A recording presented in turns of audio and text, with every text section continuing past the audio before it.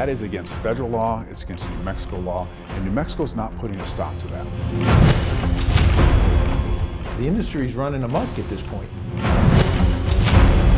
It sounds like complete lawlessness, but the reality is it's more true than not. It was something once relegated to the shadows, in back alleys and dimly lit street corners. But all that changed 2 years ago, after lawmakers legalized recreational marijuana.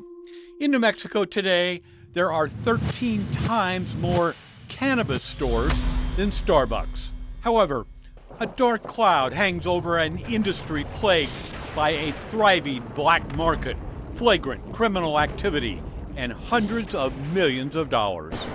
It's a scene right out of the Old West, where brazen desperados roam the territory with little fear of retribution. Consider the evidence here, here, here, and here. There are so many violations, regulators are powerless to curb illicit activity. It's horrible. It's not the idea that I have for New Mexico. State Senator Joseph Cervantes chairs the Senate Judiciary Committee. We know there's crime, massive crime, worth millions of dollars right under our nose, and we're not willing to do anything about it. Exhibit A, the El Baile Event Center, a drug marketplace specializing in the sale of illicit cannabis products. From its Albuquerque location, dozens of vendors openly peddle everything from outlawed gummies and flour to bootleg edibles and vapes. When I walked in, I tell you, it was mind-blowing. The shocker is how blatantly open it was being conducted. Duke Rodriguez heads up Ultra Health, a licensed cannabis operator. He recently toured El Baile. Folding tables with products, everything from infused Rice Krispies to drinks to every imaginable product that you could think that would be for sale. There's no reporting of gross receipts tax, no payments of cannabis excise tax, completely unsafe and certainly untested product. They're selling unlicensed, untested cannabis that the state cannot confirm is safe for ingestion. So I would say that that is a threat to public health and safety. Todd Stevens is director of the state's Cannabis Control Division. That is not a licensed cannabis facility, and there are no actual New Mexico licensees at this facility. So this would all be considered criminal activity. Because regulators don't have authority over rogue operations, all they can do is watch the illicit transactions and hope police investigate. And it is illegal. Yes? Absolutely, 100% illegal. If it's so illegal, then why haven't they been shut down? You know, that's the question that many of us in the industry keep asking. And then there's Torrance County.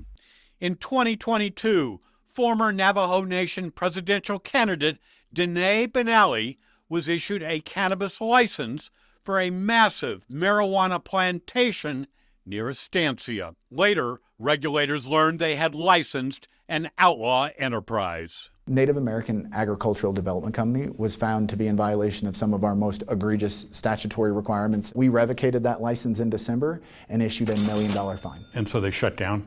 We have seen evidence that they are still operating. And did they pay the fine? We have not collected that fine yet. Stevens admits he can issue fines, but has no authority to collect them.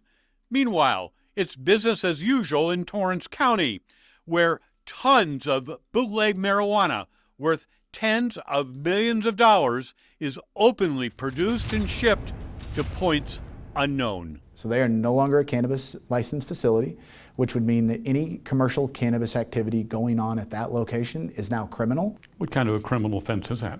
It would be a Class 4 felony for trafficking cannabis. Just down the road sits Bliss Farm, another vast cannabis operation. Inspectors discovered dozens of violations, revoked the license, and slapped the facility with a $1 million fine, which has not been paid. These are not the only Torrance County cannabis farms with compliance issues. Since 2021, the county has been overrun with multi-million-dollar marijuana plantations with international connections. The reality with marijuana is that even though the state of New Mexico legalized marijuana, it did little to get rid of the black market. Will Glaspie heads up a federal drug program providing resources to local law enforcement. Well, the legalization of marijuana has made it more difficult for our law enforcement partners to conduct their investigations, and it's provided some cover for the Mexican drug cartels and Chinese organized crime to be able to carry out their illegal activities, circumventing state law in the process. Industry experts put the price tag on bootleg marijuana here at a whopping $500 million. One insider calls New Mexico's weed marketplace the Wild Wild West. At least 50% of the cannabis commerce occurring in New Mexico is occurring in the illicit market. Buy unregulated cannabis and you risk unknown potency, banned pesticides, or dangerous mold. When the original act was passed, the promise was that this was going to eliminate the black market and eliminate the criminal element in New Mexico. To the contrary, we've become ground central for the illegal market in New Mexico. To understand why so many rogue cannabis organizations proliferate, you have to look at the state's licensing process. For example, once Unlimited Extract got a state cannabis license, its operation was hardly by the book. The Santa Fe pot shop openly touted banned products and directed a parade of customers to a clandestine store in the garage of a Santa Fe residence. By the time state inspectors got wind of the illicit operation, they said Unlimited Extract was, quote, out of compliance with everything. Disciplinary action is pending. So if Unlimited Extract wasn't compliant with state regs, how did they get licensed? Are facility inspections an important part of the licensing process? In my opinion, they're one of the most important, if not the most important part of the process, is inspecting these facilities to ensure that these businesses are compliant. Unlimited Extract was not inspected until months after its license was issued. In fact, New Mexico takes a unique position on cannabis. Here, licenses are issued on the honor system, where credentials are issued to practically anyone. We issue these licenses to good faith actors, and we assume people follow the law until we go into these businesses and find elsewhere. For example, last year the state issued Grass on Wheels a cannabis license. 8 months later, inspectors discovered the business was committing a host of violations, including selling cannabis out of a van in a residential neighborhood. CMF of Clovis got its cannabis license in 2022. Nearly a year later, the state got around to an inspection. They didn't find any equipment, just piles of illicit weed. It's the same story all over New Mexico. Licensed facilities with thousands of unaddressed violations. In fact, hundreds of cannabis facilities have never been visited by an inspector. You've got 3,000 licensed facilities. Only about half of them have been inspected.